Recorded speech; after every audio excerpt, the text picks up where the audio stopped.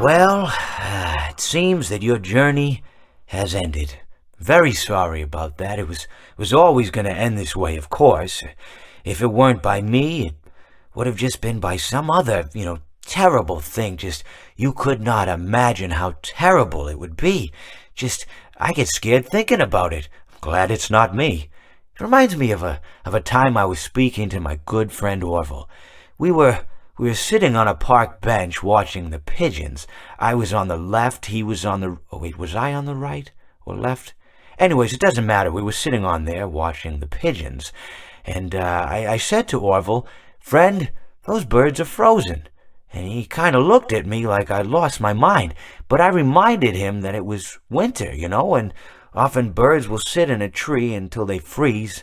And then they sort of fall to the ground until the sun warms up and they can, move around again. So I said to Orville, "You might as well save those breadcrumbs until the birds thaw, because they can't very well enjoy them in the condition they're in." To which he asked what I meant, and asking what condition the crumbs should be in before he threw them to the birds, assuming that I meant the birds couldn't enjoy the breadcrumbs in the condition that the crumbs were in, when in fact I had meant the birds could not enjoy them in the condition that the birds were in, considering that the birds were frozen.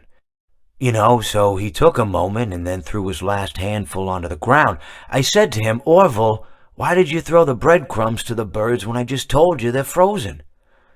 To which he responded, "The breadcrumbs are not frozen." Again, misunderstanding my words. I didn't mean to say that the breadcrumbs were frozen when I said I told you they're frozen. I'd been referring to the birds. In hindsight, what I should have said was, and this would make perfect sense, "Why did you throw the breadcrumbs to the birds when the birds are frozen?"